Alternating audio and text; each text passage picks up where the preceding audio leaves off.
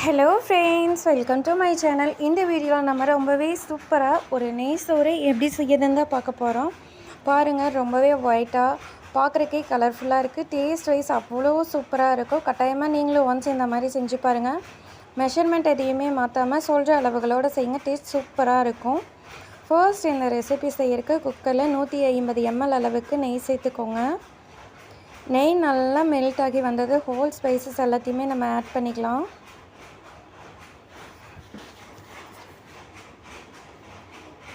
ஸ்டவ்வை ஹை ஃப்ளேமில் வச்சு நெய்யை ஹீட் பண்ணிக்கோங்க.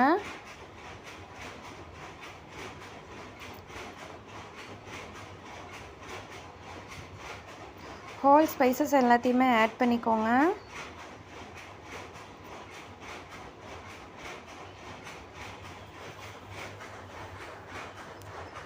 ரெண்டு பெரிய வெங்காயத்தை பொடி பொடியாக கட் பண்ணி எடுத்து வச்சுருக்கு. இதையும் சேர்த்துட்டு வெங்காயத்தை நல்லா வதக்கி எடுத்துக்கலாம். வெங்காயம் லைட்டாக கலர் சேஞ்ச் ஆனால் போதும். இதுக்கு நம்ம மசாலா காரத்துக்கு எதுவும் சேர்க்க தேவையில்லை, மிளகாய் மட்டும்தான். ஸோ உங்களோட காரத்துக்கு ஏற்றாற் போல் மிளகாய் சேர்த்துக்கோங்க. நான் 4 பச்சை மிளகாய் சேர்த்துருக்கேன். வெங்காயம் வதங்கினதும் 1 ஸ்பூன் அளவுக்கு இஞ்சி பூண்டு பேஸ்ட் சேர்த்து நல்லா வதக்கிக்கோங்க. இஞ்சி பூண்டோட பச்சை வாசனை போனதுக்கப்புறம் கொஞ்சம் போல் உப்பு சேர்த்துக்கலாம். இது கூட 2 மீடியம் சைஸ் தக்காளியை பெரிய பெரிய பீசஸாக கட் பண்ணி வச்சுருக்கேன். அதையும் சேர்த்துட்டு ஒன்ஸ் மிக்ஸ் பண்ணி விட்டுட்டு 1 கைப்பிடி அளவுக்கு புதினா, கொஞ்சம் போல் கொத்தமல்லி எல்லாம் தூவி எல்லாத்தையும் நல்லா மிக்ஸ் பண்ணிக்கோங்க. தக்காளி நல்லா வதங்கணுங்கிற அவசியம் கிடையாது.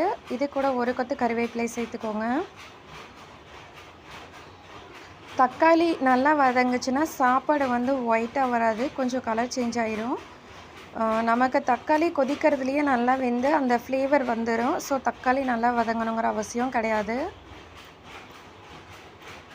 நான் 1.5 கப் அளவுக்கு அரிசி எடுத்துருக்கேன். இது 1/4 கிலோவுக்கும் கொஞ்சம் அதிகமாக இருக்கும், 1/2 கிலோவுக்கு கொஞ்சம் கம்மியாக இருக்கும். 1.5 கப் அரிசிக்கு 3 கப் அளவுக்கு தண்ணி சேர்த்துக்கோங்க. நார்மலான சாப்பாட்டு அரிசியில் தான் இந்த ரெசிபி நான் ட்ரை பண்ணியிருக்கேன்.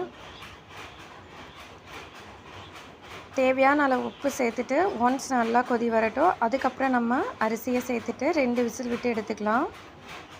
பாருங்கள், நுரை கட்டிருச்சு. இப்போ நம்ம அரிசியை சேர்த்துட்டு 2 விசில் வச்சு எடுத்துக்கலாம். உப்பு கூட குறைய இருந்ததுன்னா செக் பண்ணிவிட்டு சேர்த்துக்கோங்க. ஃபைனலாக இதெல்லாம் 50லேருந்து 100 ml அளவுக்கு பால் சேர்த்துக்கோங்க. அதோட ஃப்ளேவரும் டேஸ்ட்டும் ரொம்பவே சூப்பராக இருக்கும். கட்டாயமாக பாலை ஸ்கிப் பண்ணாமல் ட்ரை பண்ணி பாருங்கள். காய்ச்சி ஆற வச்ச பால் சேர்த்துருக்கேன். தேங்காய் பால் கிடையாது, மாட்டுப்பால், எருமைப்பால், நீங்கள் எதில் வேணாலும் இந்த ரெசிபி ட்ரை பண்ணி பாருங்கள். டேஸ்ட் அவ்வளோ சூப்பராக இருக்கும். 2 விசில் விட்டு எடுத்துக்கலாம். அவ்வளோதாங்க. கட்டாயமாக நீங்களும் இந்த மாதிரி செஞ்சு பாருங்கள்.